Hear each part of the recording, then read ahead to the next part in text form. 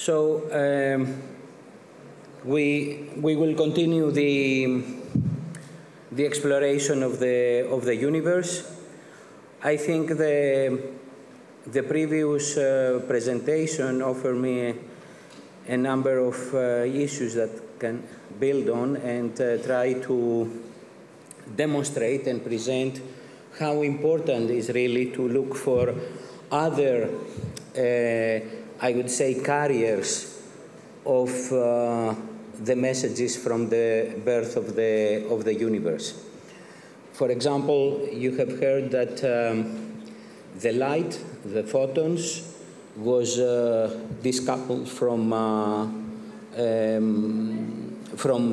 mass about 400,000 years after the Big Bang. So we are not able, as we said, from the first day to look further, closer to the Big Bang. There is a particle, or a family of particles, in principle, it's not only one, where these were decoupled from the matter much earlier, immediately after the Big Bang. So these particles have specific characteristics. Really, they have amazing characteristics.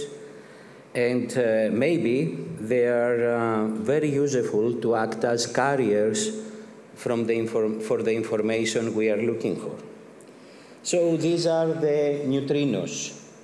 And I have added in parentheses a title that usually we are presenting this issue, fishing for neutrinos. And I'm going to explain to you why we are fishing in principle for neutrinos. During the presentation, my colleague and collaborator for many years at the Nestor experiment. The Nestor experiment was a major effort, a Greek, Russian, French, Italian, German cooperation that have tried to install one of the first neutrino telescopes in the Mediterranean Sea. So we will have the chance to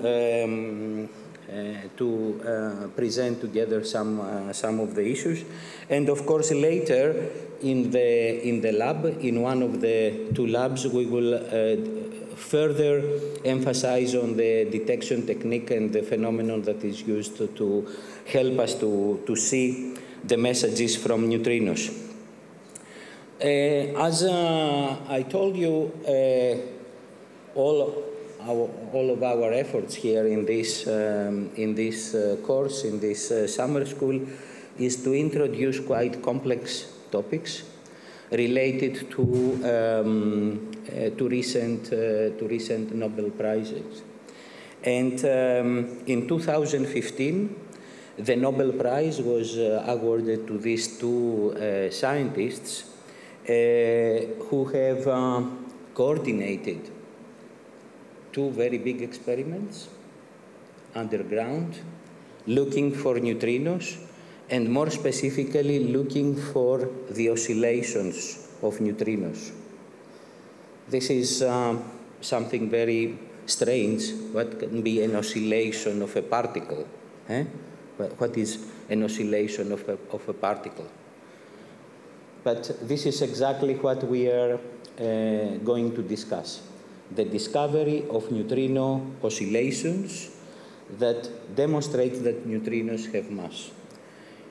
In fact, at this moment, with all this work that we have done, we still don't know the exact mass of the neutrino. We have just set some limits, and we are able to know that they have mass because we are able to see this phenomenon, the oscillations of neutrinos, the change, let's say, of the particle from one member of the family to another while they are crossing the matter. And in this way, we estimate the difference between the masses of the different, let's say, relatives in this family. but this is still a very big problem. I would like to say that, of course, is not a term that scientists are using, but for a very big number of reasons, we have given a name to neutrino that scientists usually, as I said, are not using, but it's really a challenge to work with this particle, so we call it the ghost particle. And in fact, maybe you know that it was related already some years ago with the issue and the question if there are particles that are moving faster than the photon. And there were at least 2 cases in the recent scientific history where this discussion came forth. So it is always entering in the discussion the relation between the mass of this particle and its specific characteristics. But let's go a bit back, about 100 years, 4th of December 1930. By the way, this is the translated in English, the letter of Pauli. You can find it to the Pauli archive at CERN, and you can read also the original that was written in German at that time.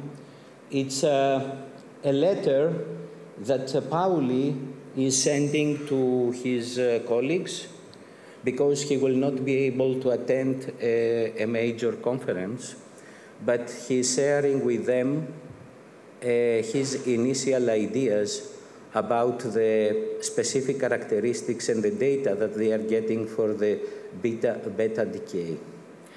Beta decay, they were facing a number of problems with beta decay, as they were missing some energy, because there are some important, let's say, laws in nature that we believe that apply everywhere. One of them is the conservation of energy. Okay? The other one is the conservation of momentum. So these are major laws. So when something seems to violate them,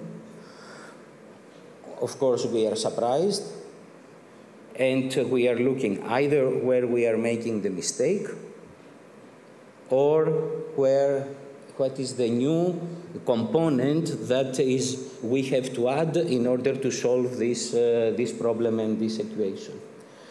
So he's saying that, let me take the graph. So he's saying that I have an idea, in principle, that will help us to keep our ideas about the conservation of energy. So he says that I believe that there is an additional particle appearing during the beta decay. It has no charge, and he is calling it neutron. He says that it has spin 1/2 and obey the same principle, and its main difference, let's say, with the light is that he is not traveling with the speed of light. So he's using the term neutron. The neutron was not discovered at that time yet. It will be discovered 2 years later. In fact, he is too skeptical about for this proposal. He's not really sure, so he's not publishing it. So when Enrico Fermi, a major physicist from Rome, from Italy, about 2 years later, and when the neutron has been discovered, and of course Fermi was studying also the beta decay, and he had specific ideas about that. he's getting a question in a conference if neutron is the particle that Pauli was talking about in beta decay. He's saying, no, it's not the same. The particle that is appearing in the beta decay is much, much smaller. So instead of neutron, is giving the name neutrino, so a small neutron, neutrino. So in principle, Enrico Fermi became the godfather of this particle, although 2 years earlier, 4 years in practice, earlier, Pauli has announced that in this letter. So this is a bit even demonstrating the complex character of neutrino. This is how it came up to the scientific landscape. So about 40 years later, we have the first neutrino event. This is taking place in a bubble chamber. So exactly as you will see in the sky, the track of an aeroplane, maybe the aeroplane is very, very far and we are not able to see it, but we see the line that is creating in the sky. In the same way, we can see the tracks of the particles. And here we see a strange phenomenon.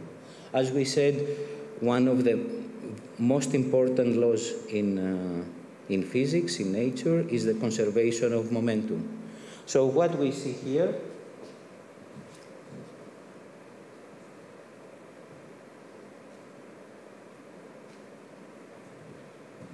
we see a particle here,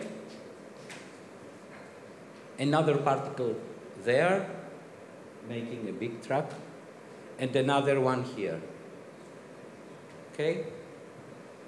Do you think that the momentum is conserved in this graph? Could it be?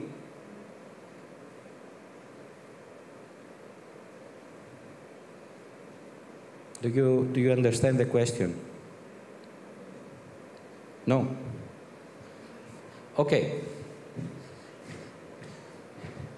This line represents the track of a particle.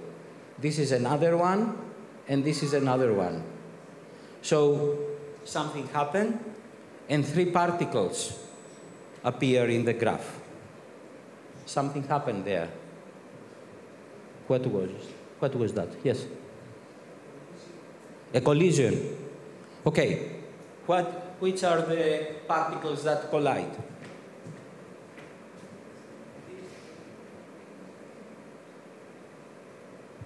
I need, in order to have a collision, I need a particle to come, for example, from here.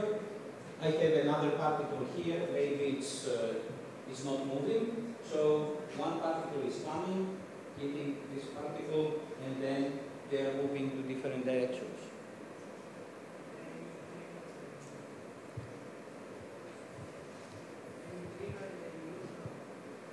A neutrino and a neutron.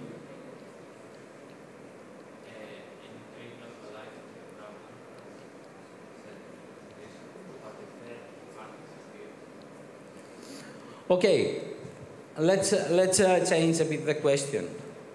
I have a particle, the momentum of this particle is about here, of this particle there, and of this particle there. They are moving all of them to this direction.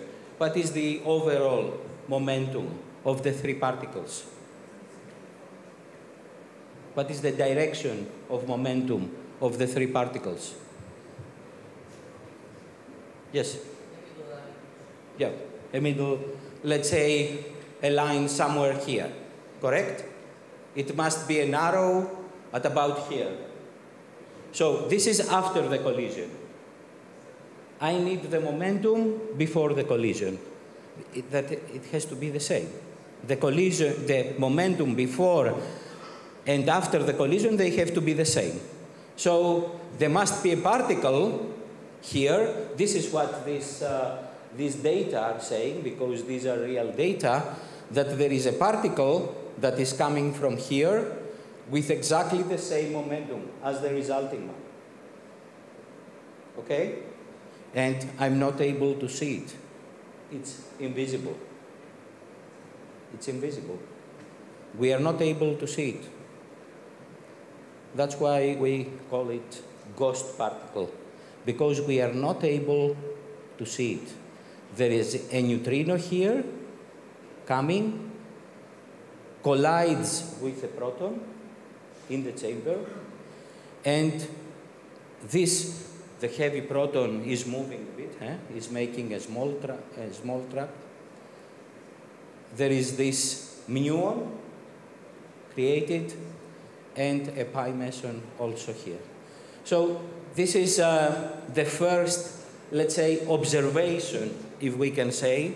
Observation, you remember in the first presentation 2 days ago, I was discussing about the Higgs boson, and I told you also that we are not able to see the Higgs boson. We see only the result of its appearance. So it's similar here. I'm not able to see the neutrino, but I can see the result of its interaction with matter. So Enrico Fermi, at that time he has a very good group of young scientists in his lab in Via Panisperna in Rome. And these are, they are called the boys of Via Panisperna. In fact, most of them were involved with Fermi later to the project about the development of they moved to the States, and they work for the development of the atomic bomb. One of them, he worked a lot on the mass of the neutrino, was Ettore Majorana. There is a book I will really recommend to you. It is called Brilliant Darkness, and in principle the book is presenting its life, because Ettore Majorana just disappeared. He was traveling from Naples to Sicily on a ship, and he disappeared. His body was never found. There was no information about him.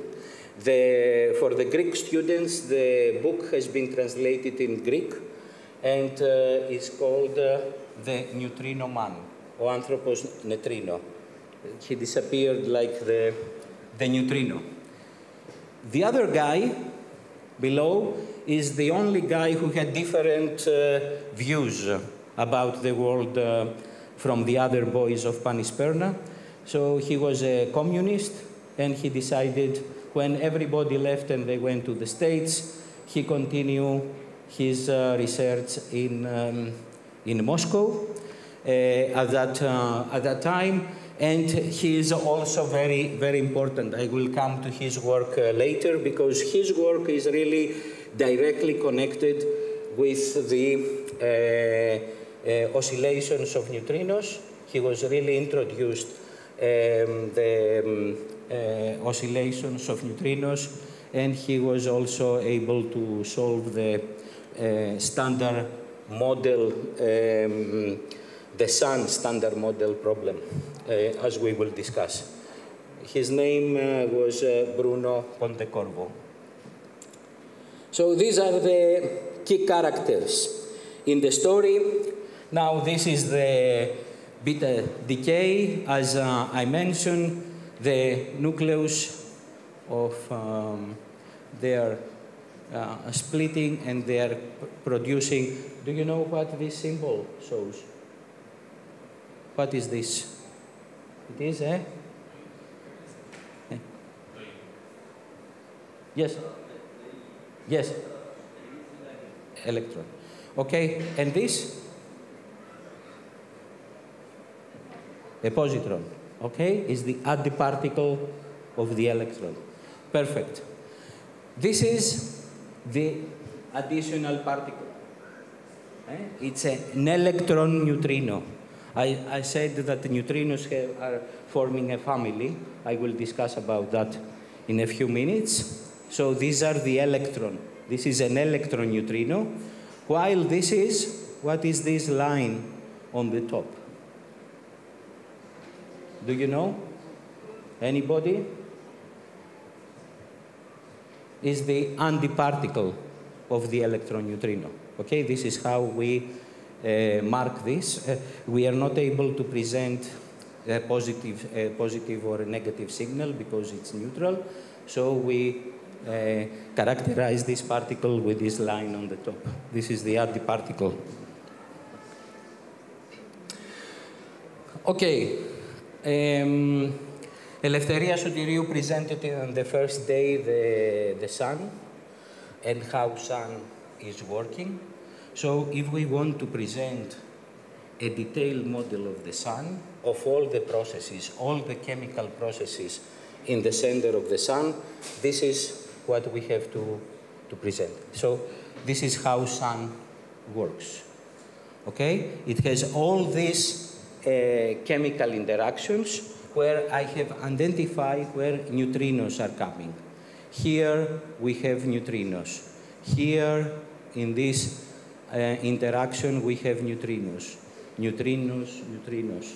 So one of the most rich, let's say, sources of neutrinos for us is our sun. So immediately, let's say, when we had the chance to study, let's say, the nature of neutrino, we said, okay, let's collect neutrinos from sun. The sun has is sending us numerous neutrinos continuously, so we have the chance to use the sun as our source and make measurements. And the scientists, in order to study the neutrinos are interacting, their interactions with the matter are very rare, so they had to make, to construct quite complex detectors.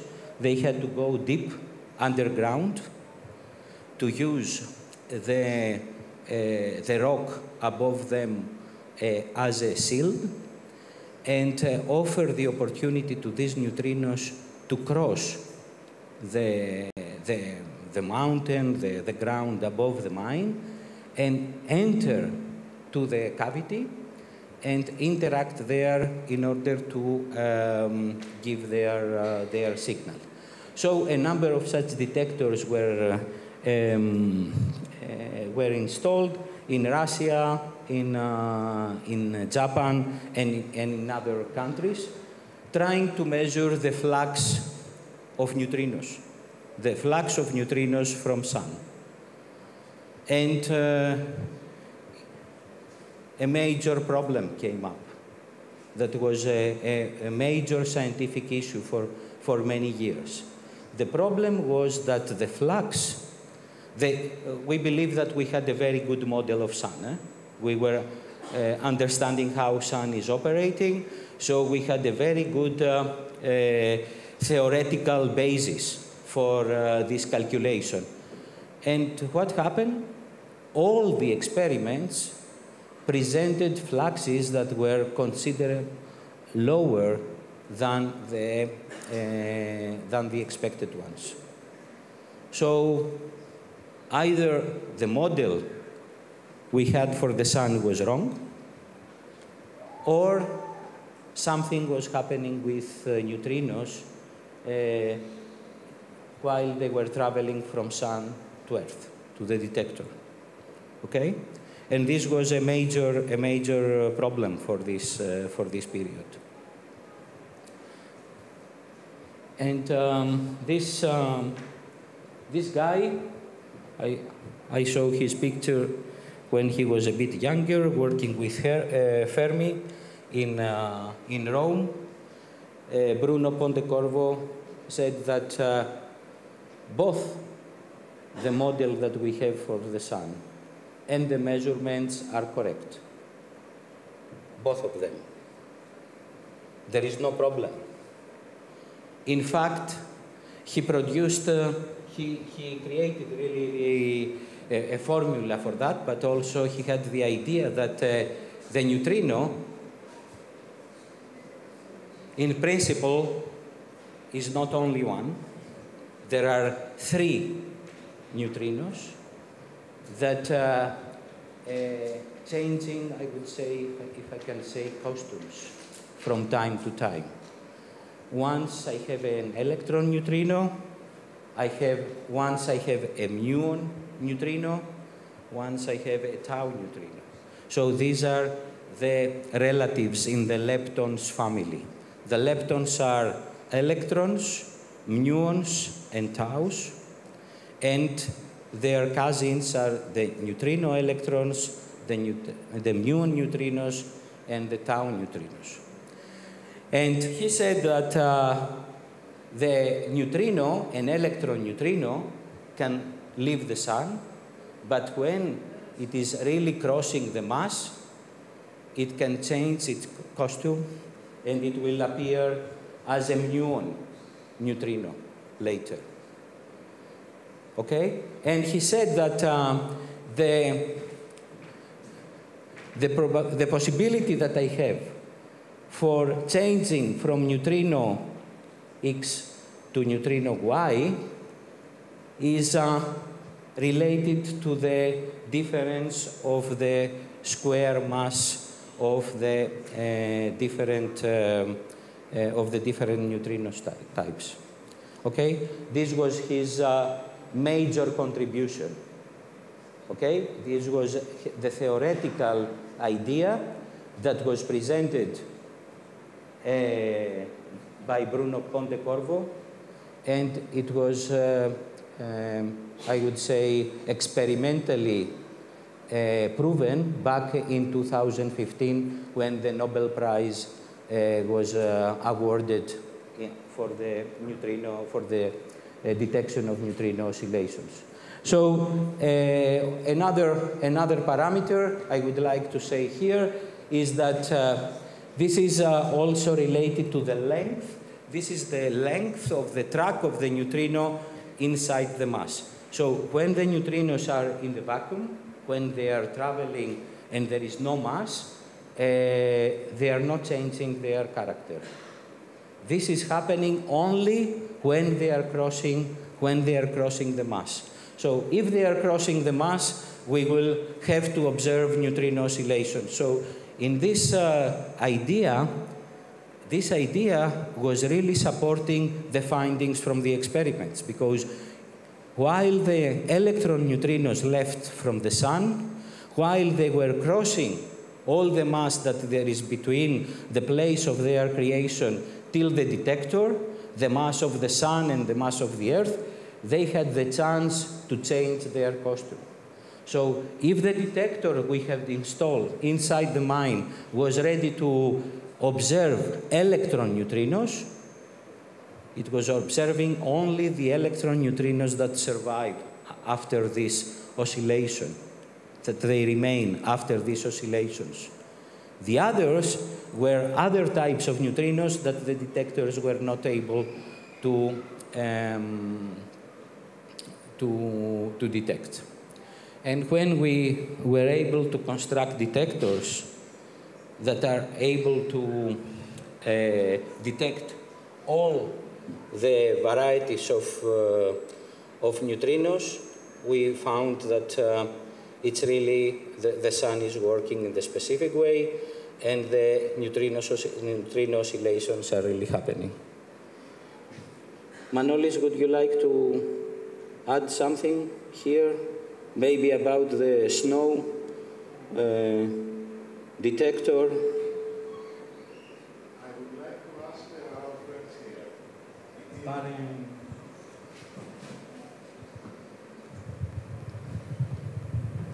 Okay, so I would like to ask you, why would one choose neutrinos as particles to do astronomy, based on what you have learned so far? What is your opinion?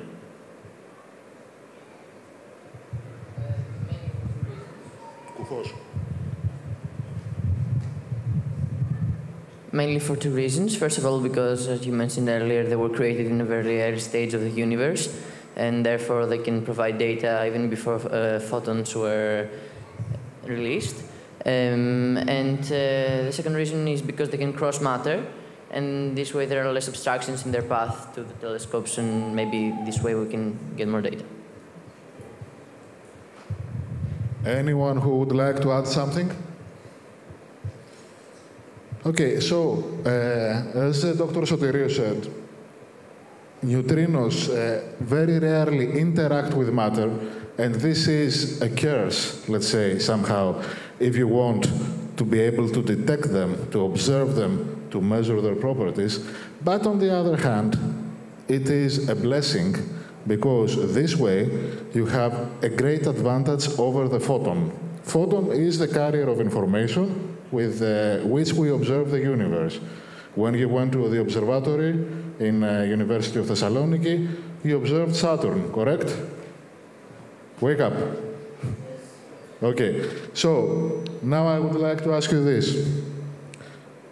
Raise your left hand. Left. Okay, and now try to block the light coming into your eyes from the top of you. Okay, why does this happen? Why do you not see the light anymore? Hello. Because I covered the light with my hand, and I can't see the light. Can you explain a bit in the framework of photons coming from there towards you? It's going to my hand, Yes? and not to me. Okay. Someone would like to ask something? Our hand absorbs the photons of the light, and for this reason, the light cannot reach our eyes. So, what would happen if this lamp emitted neutrinos instead of photons?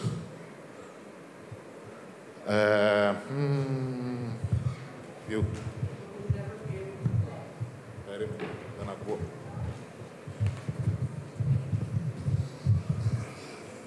We would never be able to block it. Perfect. Would you be able to see that? No, we can never see neutrinos with the naked eye. So, in order to be able to measure the properties of neutrinos, you need to have them interact somehow. You need to have a very big flux of neutrinos coming from somewhere, usually from nuclear interactions, as you saw, for the example of the sun. And then you need to have a very big detector, a very big, let's say, pool of water, which has trillions of trillions of trillions water molecules, let's say, and you hope that out of the hundreds, thousands of neutrinos coming every minute from the sun, let's say, you may be able to have one interact. See the problem here? Very difficult. So in order to be able not only to detect neutrinos, but also to measure the oscillations and other very important phenomena, as you saw, and you will see later, you need to have very, very big caverns, big places, filled with water, for example, and hopefully one of the neutrinos that is coming your way will interact there, one or more. But you need to protect your detector from all other outside influences, all other outside particles. Photons, you need to block them. No light from outside should get inside your detector. Muons, cosmic rays, which are abundant on the surface of the Earth. So, Dr. Sotiriou, you have Kamiokande there, I saw. Yeah. So you will see the first neutrinography here of the sun. I leave it to you. Yeah, we will. This is, let's say, another Nobel Prize awarded back in 2002.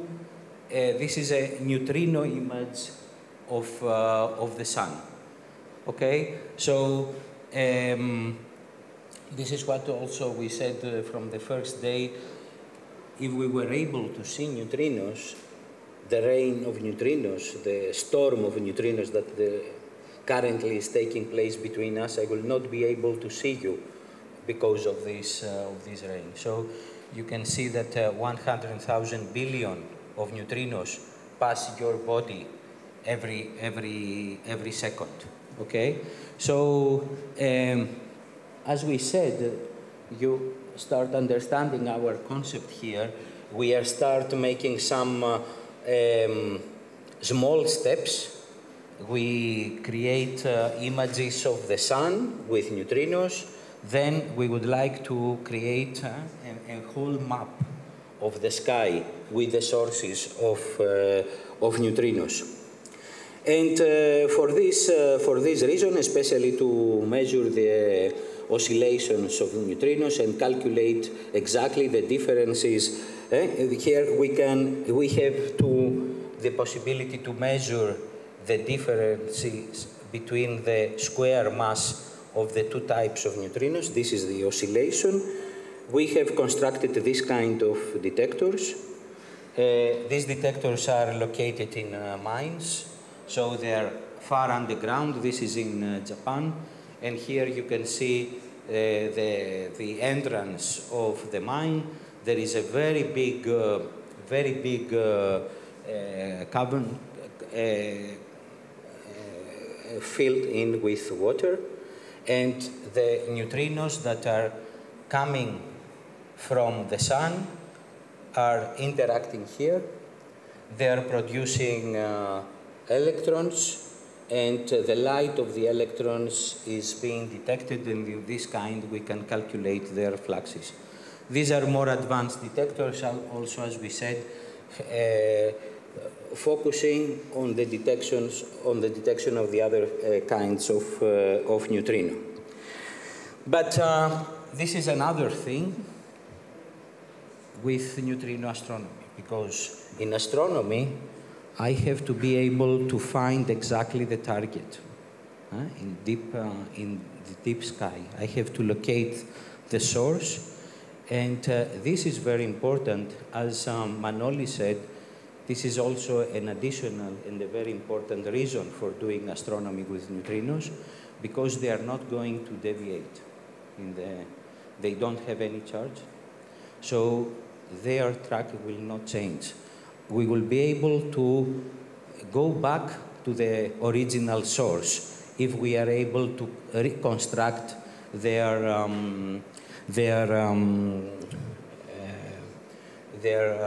direction. So,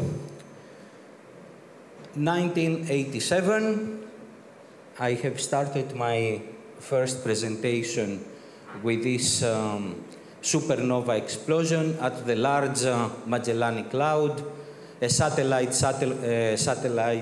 galaxy of Milky Way at 168,000 light years away, was observed in Australia on February 23, 1987.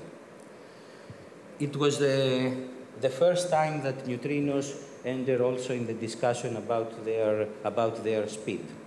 In fact, the detectors that were installed to detect neutrinos from the sun, and they had a flux, let's say, of observing 1 or 2 events, neutrinos per day. In a few moments, they are detecting 12, the other 5, and so on, in a burst lasting less than 30 seconds. So there was a rain of neutrinos, a very big flux of neutrinos that they have crossed the planet. All the experiments that were installed for other purposes, suddenly they give very high signals of neutrinos. So where these neutrinos are coming from? At the same time, at the other part of the hemisphere, as we said, at the southern hemisphere in Australia, the astronomers are observing this explosion. this supernova. And the two events are somehow combined, and it's the first time that we are going back and we say that we have detected neutrinos from a supernova explosion. And this is the birth, I would say, of neutrino astronomy. In fact, the neutrinos come faster than the light. And it was the first time that we have discussed that maybe neutrinos are traveling faster than light. But this was not the case. This is because of the process. In the process, the neutrinos are leaving the dying star first, and the light follows. So, in principle, the neutrinos have not were not so fast as expected at that time. Okay, so this is the supernova, and here is a later picture of how things are further developing with the dust of the star moving away. So Manoli said about that before. We have some cataclysmic phenomena, of course, in the sky. They are producing, there is a significant production of neutrinos in this kind of events. And while the other carriers of information are failing to arrive to Earth, neutrinos are the ones that can bring us this information from this kind of events. So they are traveling in a straight line. Nothing can stop them. They are crossing the mass like the light is crossing the glass. And in this way, we can see further away. Furthermore, as we said, they were separated from matter much earlier, in the beginning at the birth of the universe. So if we are able to locate, as the first photons are still around here, as we heard in the previous presentation, these relic neutrinos are also around us. So if we are able to find them, to detect them, then we will be able to get information from the Big Bang. So for this reason, we have to create much bigger detectors, because we need to increase the effective volume of the detectors. The space that we have in the mines is not enough. And if we go in the mine and construct such big detectors, then the whole mountain will collapse. Okay? We are not able to open such big holes in the mountains. So the only place we can go is in the sea. And we have to go very deep in the sea. I mean, as we said, we have to create a shield from the cosmic rays. If there is light, we will not be able to detect neutrinos. If there are a lot of cosmic rays, we will not be able to detect neutrinos. So we have to isolate the detector, and we have to go very deep in the ocean water.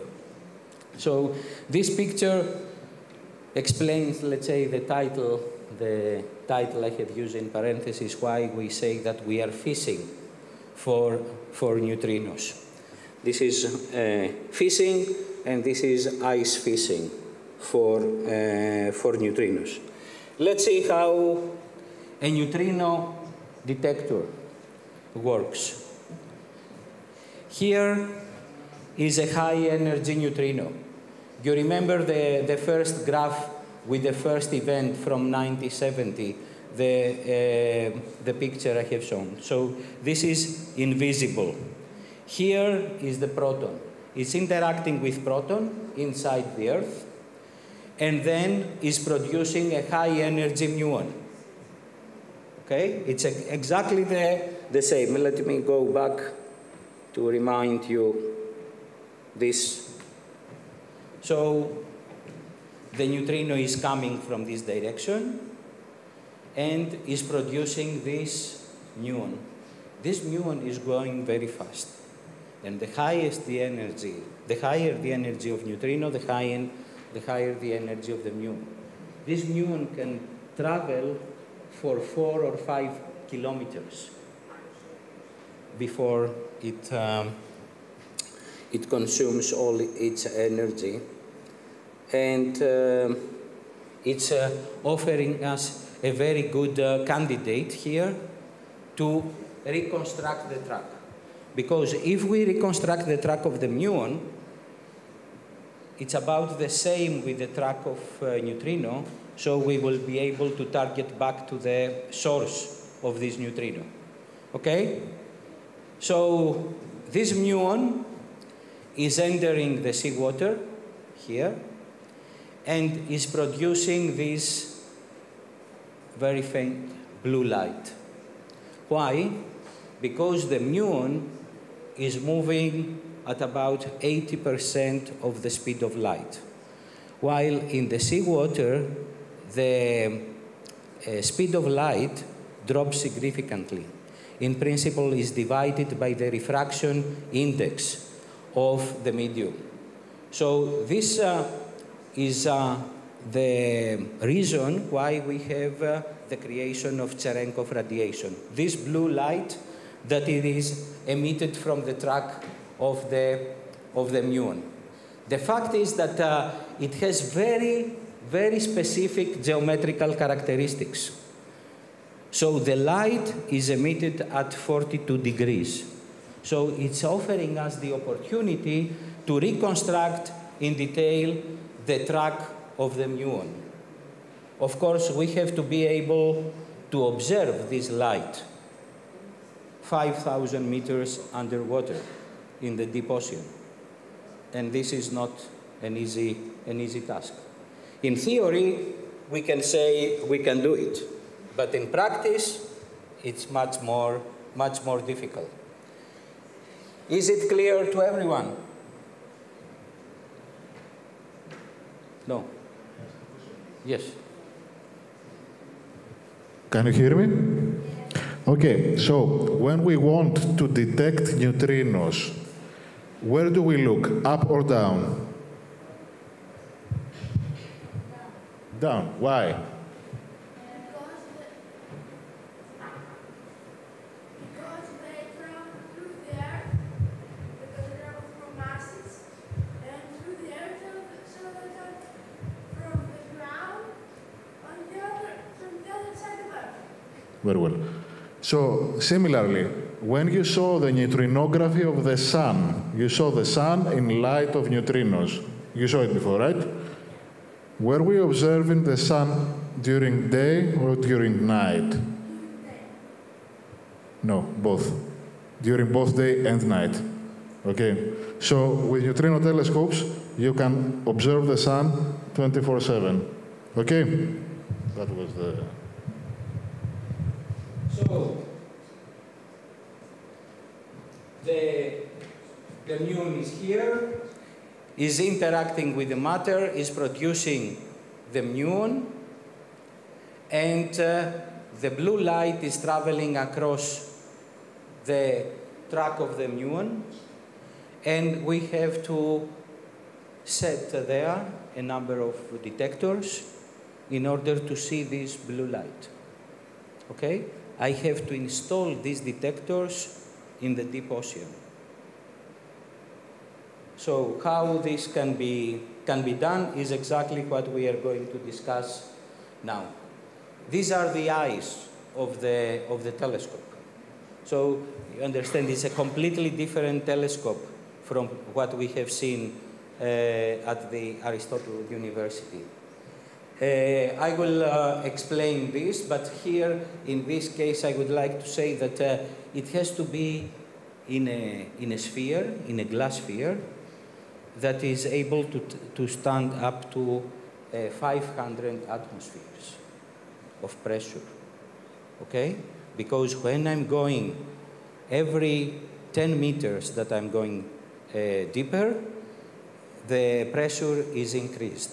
Okay, at 5,000 meters, I have about 500 atmospheres. 500 atmospheres. So the first thing that I have to take into account, of course, I have to avoid leaks and the entrance of water. It has to be very well protected, but I have also to take into account the high pressure. And with this sphere,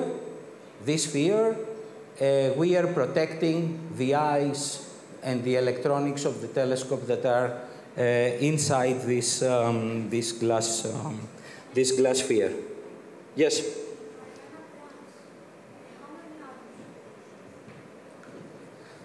Πες μου πάλι γιατί δεν σ' άκουσα.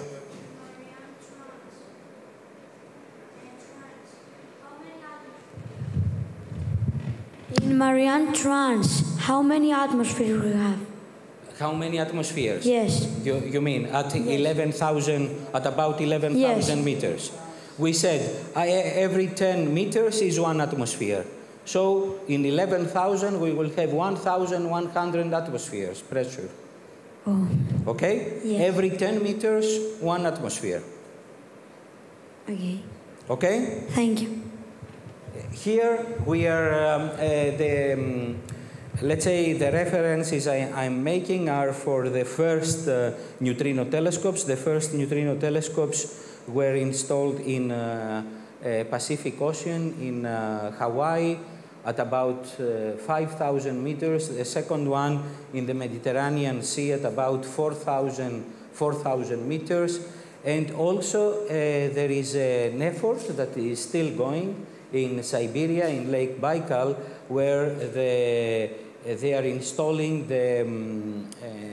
the telescope at the bottom of Lake Baikal, which is about 1,000 meter deep. But we will see that we are facing significant problems in deploying these detectors in the sea. Before going on to the construction of the telescope, I would like to focus though on the construction of the eyes, because these are the crucial parts. These are the detectors. And here, although it's a neutrino detector, again it has to detect light. Very faint blue light that appears while the muon is crossing the seawater. So,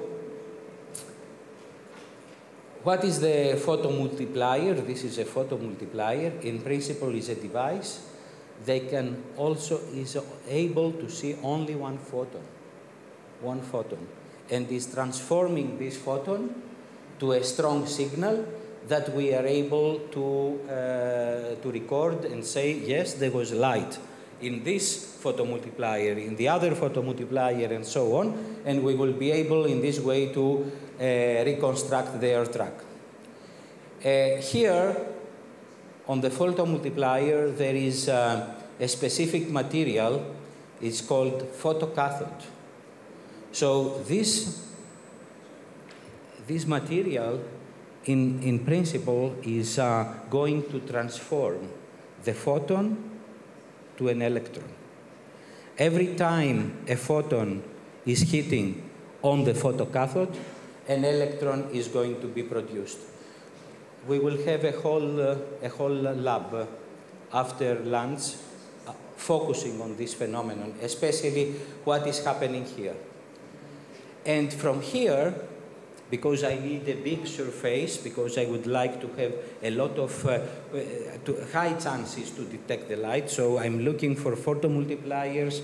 I'm using photomultipliers that they have very big cathode, not a very small one, but a very big, in order to collect light that is coming from different directions.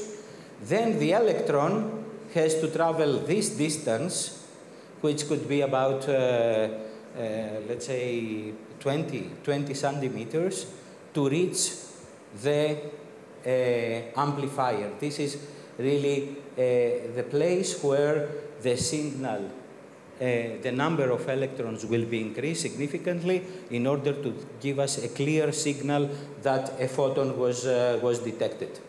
Here we have a simulation. Here is the photocathode. Okay, so you see it has a radius of about 20-25 centimeters. Here is the amplifier, and here is the track of the electrons from the moment that they are produced till the moment they are approaching the amplifier. Can somebody tell me why here the lines are so close and then the distance between them is increasing? Why here there is a small curve while they seem to go straight after that? You see, it has this pattern again and again.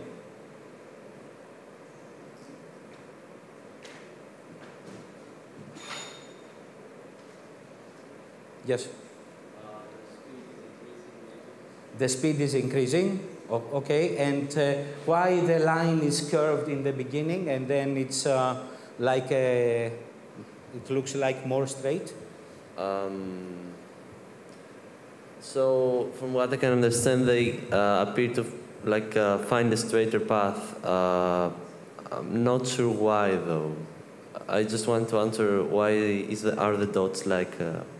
I'm not sure about the second part. So this is clear. You know, it's like accelerating particles, as we saw in previous lectures. So in the beginning, they are going slowly, and then the speed is increasing. So if I'm able to take their position, to take an image, let's say, in a specific time interval, I will see bigger and bigger distances. So this is why they are accelerated. And here they are accelerated because of this field.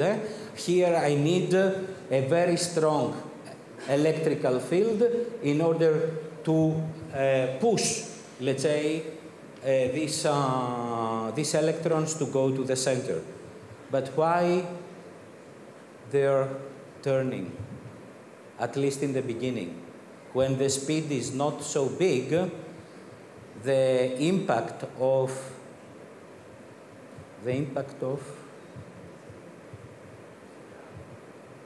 gravity. The gravity is really very small for them, but it could be the way that you are thinking is very correct. The nature of the force is different. It's not gravity. Is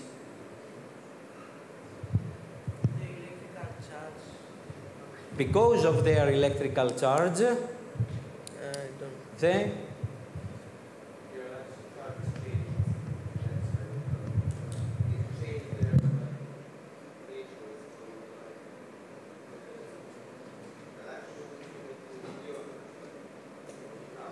No, these are all electrons. These are all electrons. These are not. Here we are inside the photomultiplier. The photon is coming from here. A photon is coming from here.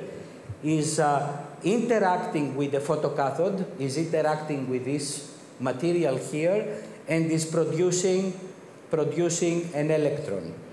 So while the material of the photocathode, I think Eleftheria has shown this graph in her presentation. There is a photon coming, is interacting with the electron, and the electron is leaving the atom. Okay? So this is the electron here. The electron produced on the photocathode. There is a very strong electric field that accelerates the electrons. The question here is why there is this curve in the beginning of their track.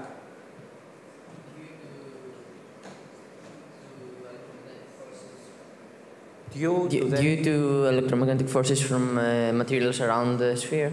Maybe? It's because of the Earth's magnetic field. Oh. Okay? It's the Earth's magnetic field that is really in the beginning when the speed of the electron is very small. it has a significant impact. But our effort here, and this is very important, this is a simulation where I see 10 electrons. But imagine I would like to detect only one photon. So it's very important not to miss anyone. So if the curve here is bigger, maybe it's going to lose the amplifier, and then I don't have signal. So I have to protect the photomultiplier and reduce the impact of the magnetic field.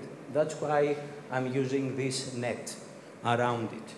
So in this way, we are inducing the value of the magnetic field inside the photomultiplier, helping the electrons to follow a straight line from the photocathode to the amplifier.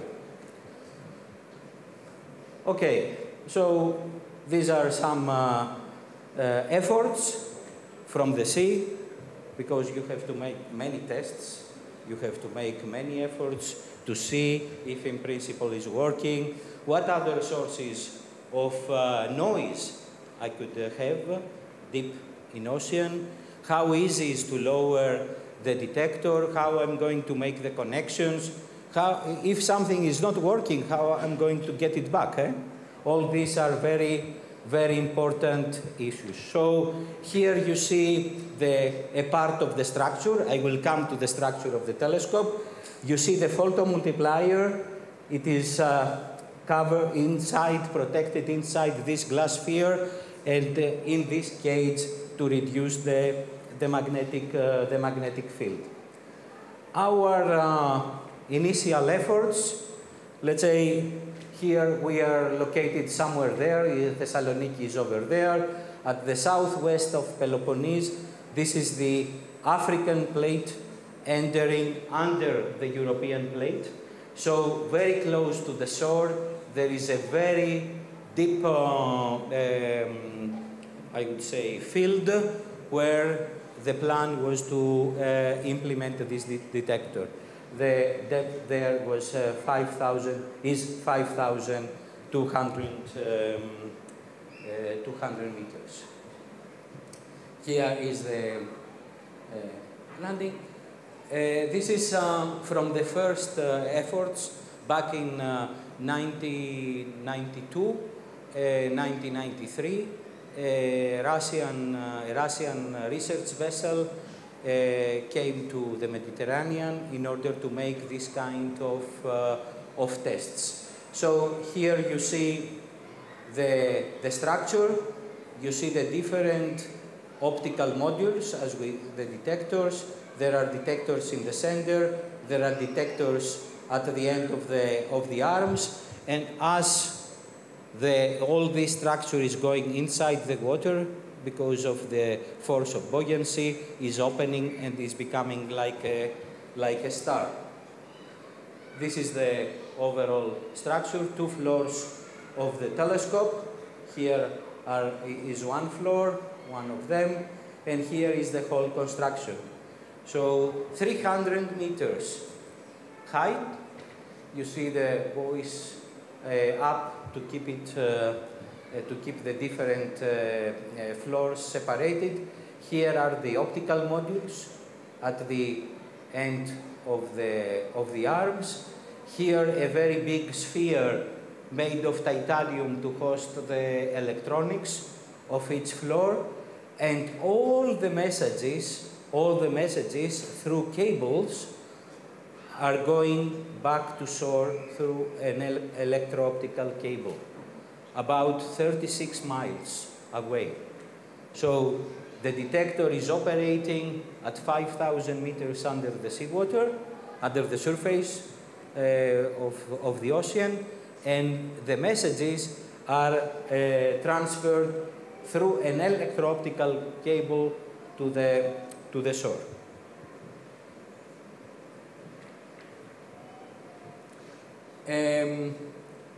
This is the current phase of development.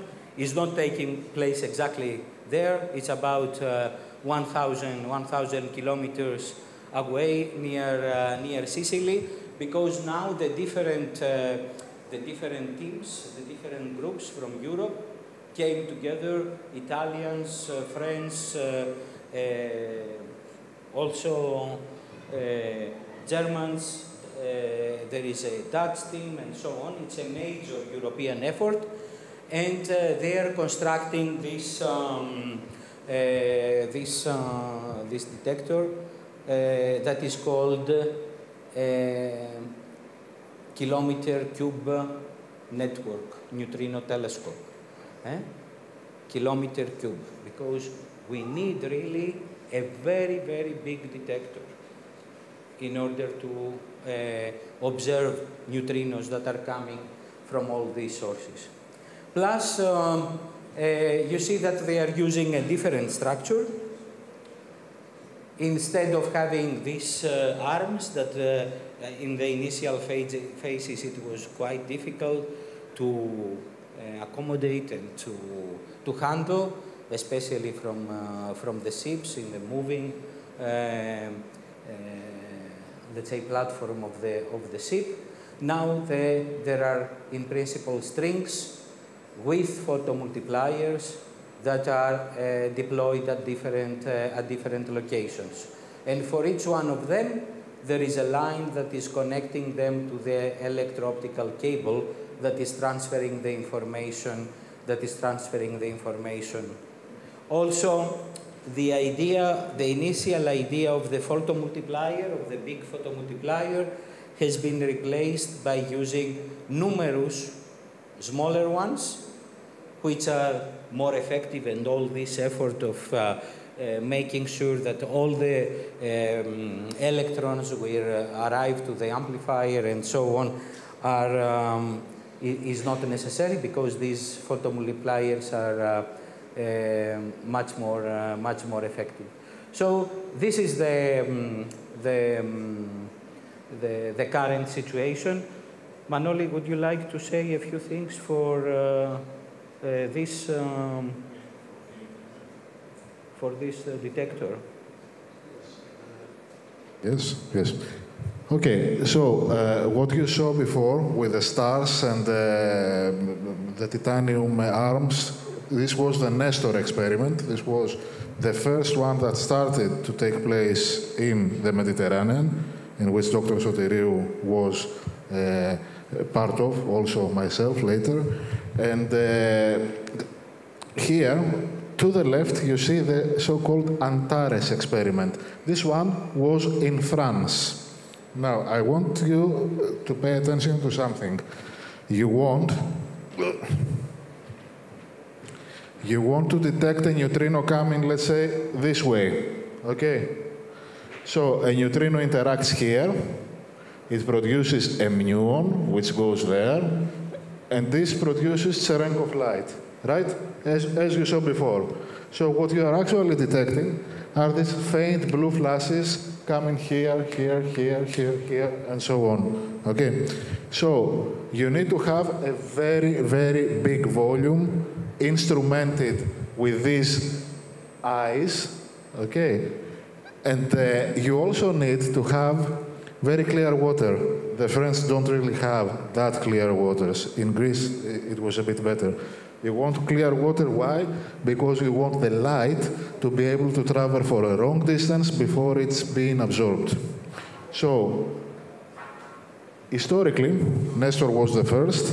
After that, the French Antares and the Italian R&D started for a few years. Antares was the first, let's say, completed neutrino telescope, which, however, didn't detect neutrinos from the cosmos. And all these efforts converged in Europe in around 2006, 5, 6, and so on, in order to build this very, very big kilometer cube detector. KM3net means 1,000 times 1,000 times 1,000 meters, okay? So, this way, first of all, you have these small eyes, which means that you may be able to track particles of lower energies. For example, maybe be able to infer the existence of supernova neutrinos also, but also you have a very big instrumented volume in order to be able to track very highly energetic neutrinos from the cosmos. So right now, the KM3 net has two sites. It's built in two locations simultaneously. One location is outside Sicily, in Catania, in which the waters are more or less as good as the ones we have in Greece. And there they are building the big detector called ARCA, Abyss something, I don't remember. So the ARCA array in Italy is a very big neutrino telescope which is being deployed every 6 months or so. And there, we hope to detect actually, neutrinos coming from the cosmos. In France, they have the old Antares telescope, and they have packed it with more photomultipliers in order to have the ORCA array. ORCA is a very densely packed array of such eyes in order to be able to detect muons traveling short distances, which means neutrinos of lower energy. Therefore, you have an array to detect low-energy neutrinos coming from the cosmos, GeV neutrinos, and an array trying to detect very high-energy neutrinos coming from the cosmos. And why is this important? Because they come from different phenomena. Very high-energy neutrinos may come from GRBs, may come from active galactic nuclei, may come from very highly cataclysmic cosmic events. GeV neutrinos may come from protons impacting the atmosphere and being produced there. So you want to discern different types of phenomena. ORCA will be able to do oscillations as well. I talk too much. Any questions? No, okay. Okay, the other case, I would say, is the other case are the ice cube detector. Okay, the ice cube detector, neutrino detector, is located in Antarctica. So here is the surface of the ice. And again, they are using the same approach. They are lowering strings with optical modules, with photomultipliers, aiming to see neutrinos that are traveling, they are crossing the ice. The ice is not, let's say, so clear as the seawater. In fact, if they go at higher levels, the ice has bubbles from its creation. This ice is there since the creation of the planet. So here, the pressure when it was created, it was not so big, so there are bubbles. So in principle, the light is going to make, it's going to change direction many times.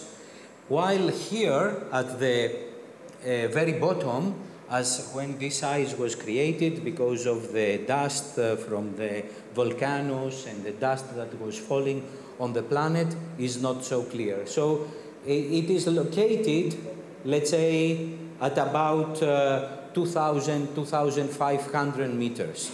So not so deep like in the ocean. On the other hand, there is a significant advantage, the stable ground. They can work anytime, there is no ship, there is no need for a moving platform and so on. They are bringing their machinery, they are opening the holes, and then the detector is there for forever. This is a picture from the process of lowering the detectors inside the deep hole. They are opening the holes with hot waters, with very hot water, and they have about 2 or 3 hours to lower the whole string there before it's freezing again. This is the station. This is a publication. Here we have the opportunity to see really how the muon is coming in this publication. This is from 2013, where the work was still in progress, but we had some proof of concept experiments. So you see, in principle, a muon is coming in this direction, and while it's passing across, these detectors are not seeing the muon, but the blue light that is created from this cone of Cherenkov light. So these were activated, this, and here a lot of detectors, because the muon is going very close to the detectors there, a lot of light is produced. The size and the color of these spheres is directly related with the amount of light that these detectors are detecting. So these have seen not so much light, while these ones, they were really activated. And of course, they have managed to detect some very, very high energetic events. These are some examples from, you see, this is 4,450 TeV. It's a very, very high energetic events. Remember, 14 TeV is the maximum energy that we can give to the particles to create when we are creating collisions at CERN. In principle, we are giving them 7 TeV and 7 TeV to the other proton. Here we have events with 4,450 TeV. So the question remains how these so energetic particles are created where. And these are created in these cosmic, as we call them, accelerators. Cosmic accelerators. Here, in principle, this is the core of a galaxy, an image of a core of a galaxy where all these materials, let's say, are rotating in very high speeds around the center of the galaxy, and there is the production, I would say, the production place of these high energy neutrinos. So this is an example, let's say, of this process, how when these materials are interacting with the dust, they are finally producing the neutrinos that are leaving from this cosmic accelerator. And in fact, if we are able to track back and reconstruct their direction, their track, we will be able to create a map of the sky with these sources. In 2017, September 22, the IceCube announced a neutrino carrying an energy of 290 TeV.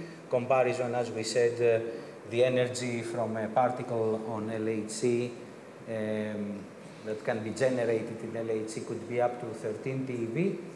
So there is a cooperation with astronomers. So we are trying to create an alternative map of the sky, locating all these sources of high energetic neutrinos.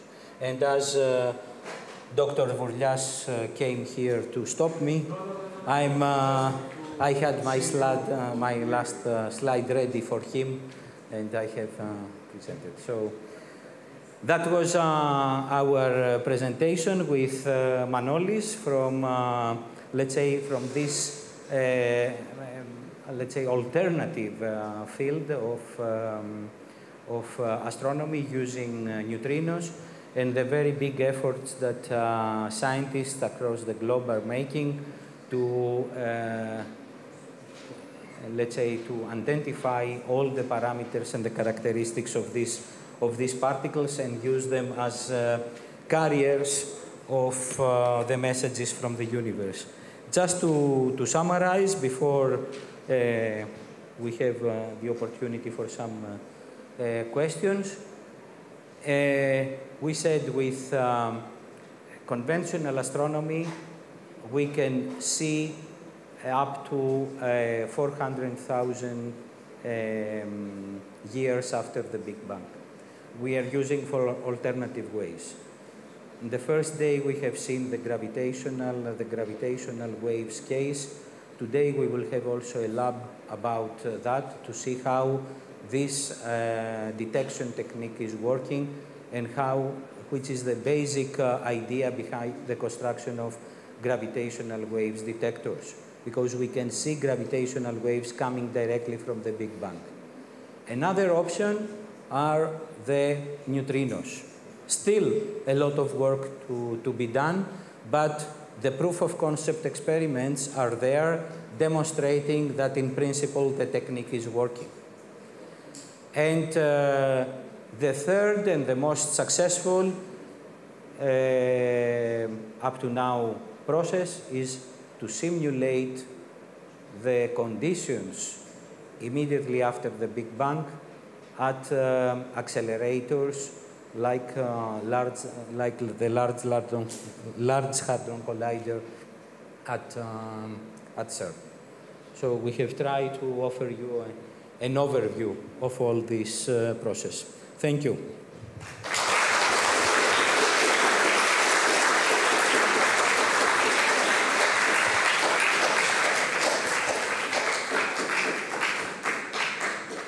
Questions?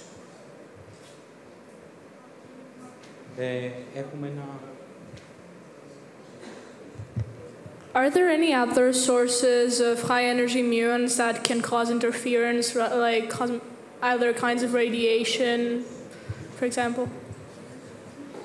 In fact, the atmospheric muons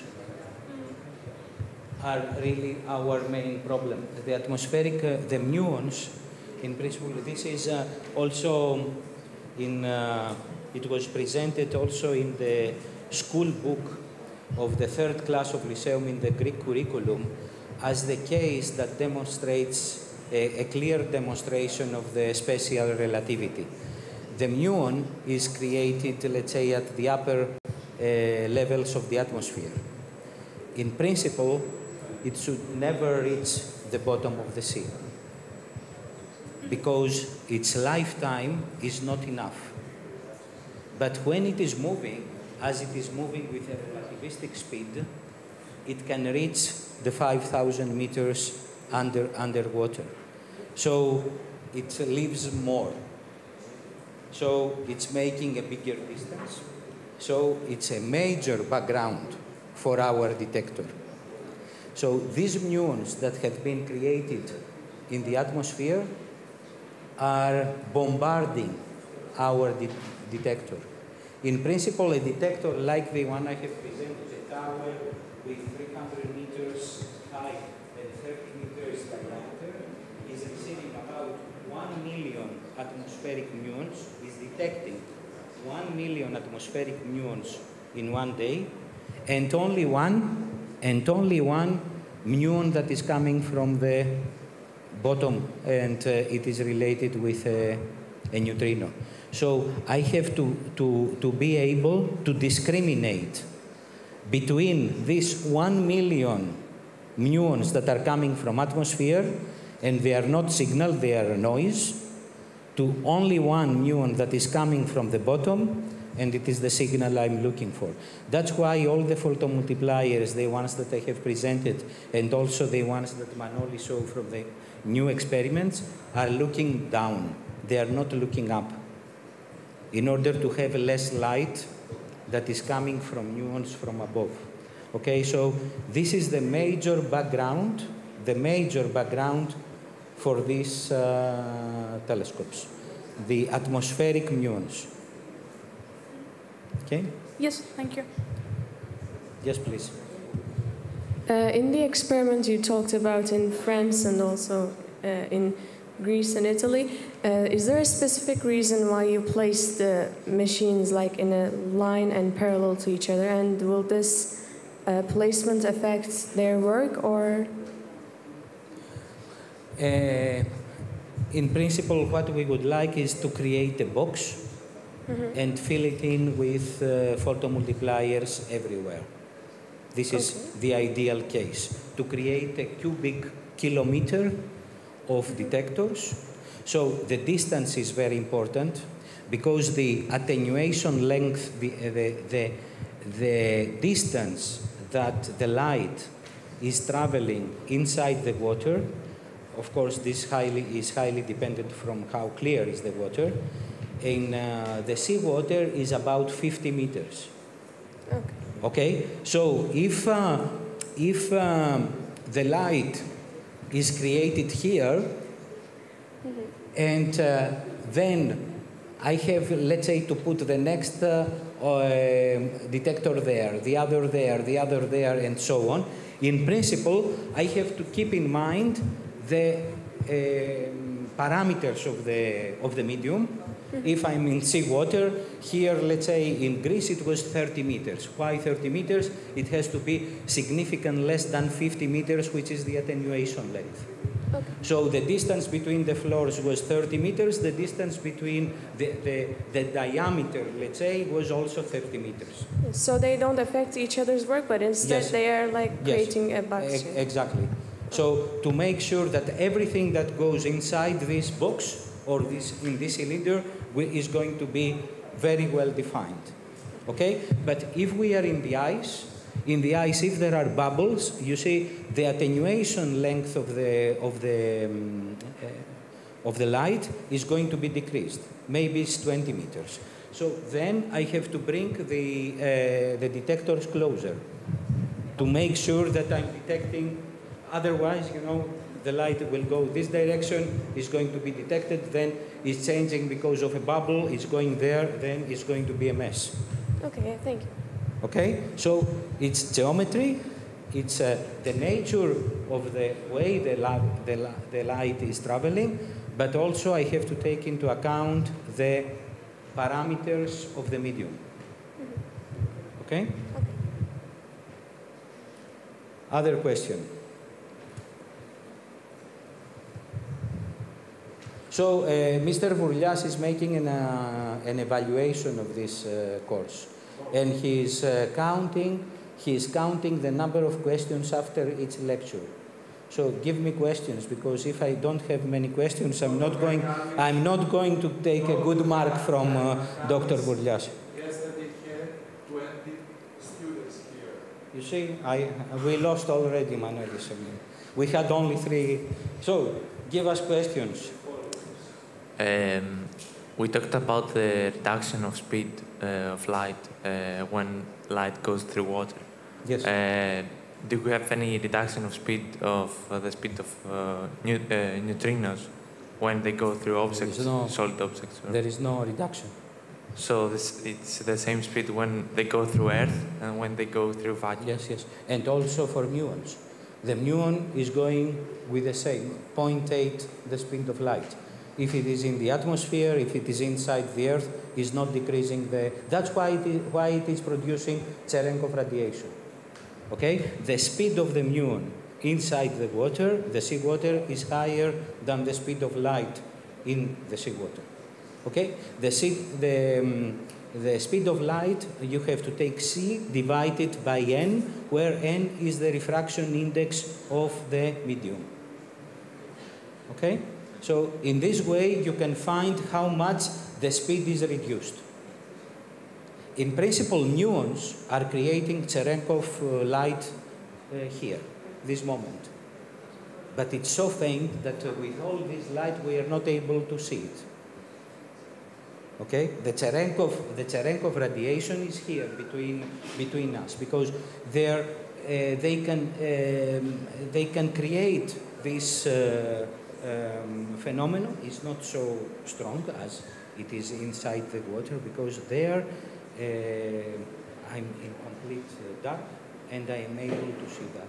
If you go to there was, especially for the Greek students, there was an experimental reactor in Democritus in Athens, where there was a big tank where it was, the students were able to visit it, and it was, the light inside the tank was completely blue. It was because of the Cherenkov radiation.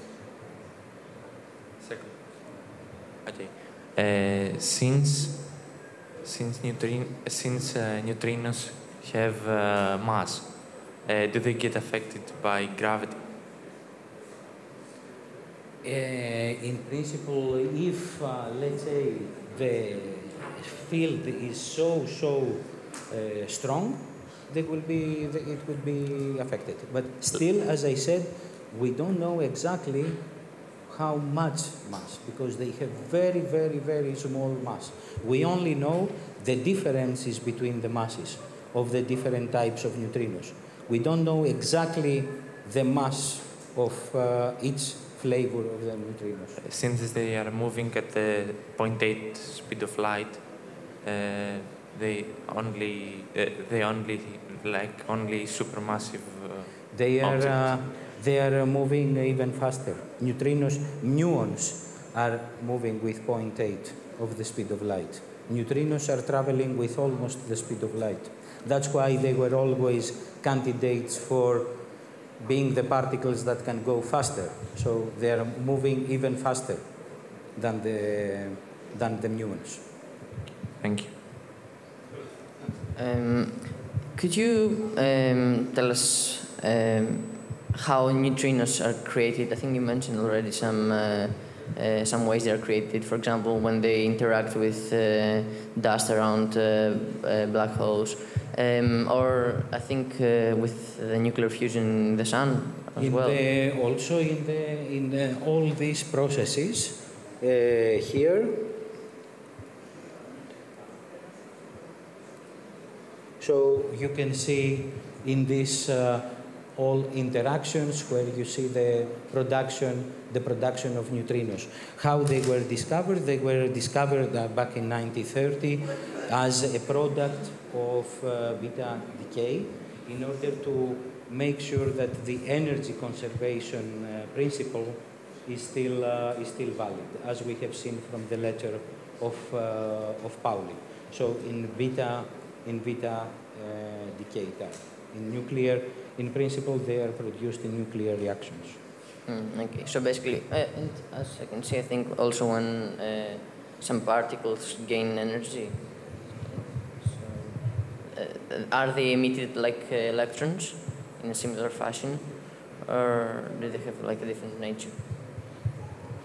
If they are emitted like? Are they emitted in the same fashion as electrons, like when some particles receive energy, or are they completely independent? In principle, they are produced in the same process. You see, here we have a positron and an electron neutrino, while in the opposite process we can have an electron and antiparticle, the antineutrino. Okay. Okay. So to keep also the lepton presence at the same level. Okay. Thank you. Okay. In principle, they are forming the category, as we said, of leptons: electrons, muons, and tau. Electron neutrino, muon neutrino, and tau neutrino. These are the leptons. Everything in the nature, in the matter, consists of leptons and quarks. Okay? These are really basic particles. Electrons, muons, tau, and their relatives, the three flavors of neutrinos. These are the lepton family. Yes, please. Please. So you mentioned. Sorry, he counts the number of questions, so we need more questions. Okay? We are close now to the yesterday record. You mentioned neutrinos. Neutrinos have no charge. So what exact difference do neutrinos and antineutrinos, if not the charge? What difference in quantum numbers and properties do the two have? It's the spin, which is negative, and in principle, when you have what is happening, what is the matter and antimatter? When they are coming together, they disappear. So this is the key characteristic. It's not so the lack of charge doesn't make a difference here? No. Okay, thank you. Yes, please. I read about some minutes ago something about muon tomography. I'm not sure what it is and what actually is happening with this. So can you explain this to me? Muon tomography. By the way, muon tomography has been used from a research group, I think, here in Thessaloniki. Yeah, I read it now on my phone because yes, I shared about news. It's in Thessaloniki. Oh. You know, it's a process that they are using to identify if there are holes in big hills looking for the tombs of ancient Macedonians here and so on. So also how they are studying the internal part of pyramids in Egypt. So they use it like in places like... Yes, why this is happening? The muon, let's say I put a muon generator, let's say, from one side, and I have a very big box. Okay? The muons are crossing the matter. So some of them are going to, let's say, make a smaller part because there is an empty space inside. So it's like cutting the muon. It's like cutting an object and looking inside, but instead of making it, let's say, with visible light, to see with muons. Okay. I'm using muons. So I can see a hole, let's say there, exactly where the hole is expected to be inside this mountain. Okay. I'm able, let's say, to identify that there is something there. I don't know exactly. So can we also use it from distance? Yes, of course. And how long distance exactly can we? This depends from the efficiency of the detector that I have every time, and how sure I am, because and the distance, as I told you, there is a very big number of muons that are coming from the atmosphere and so on. So the background is very, very, very high.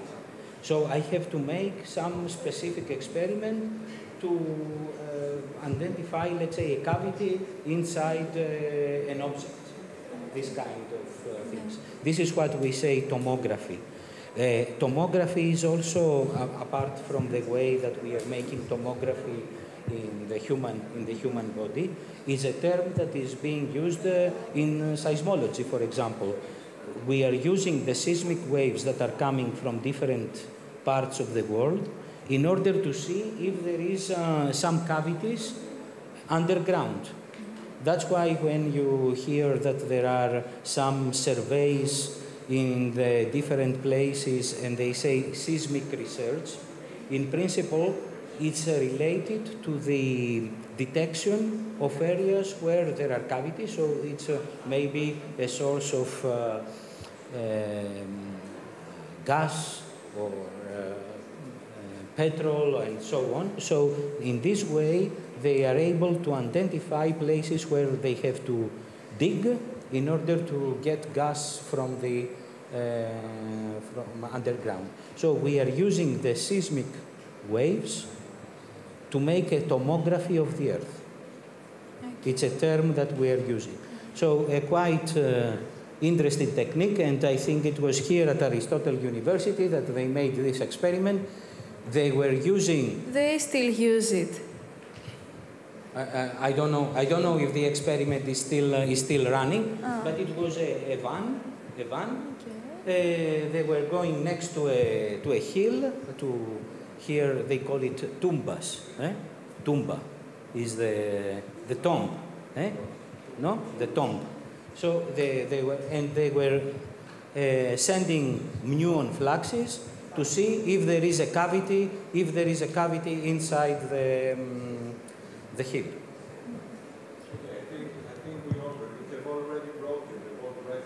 Okay, you have to report that. Okay. Okay. I would be happy to discuss with you if you have further questions during lunch. During lunch.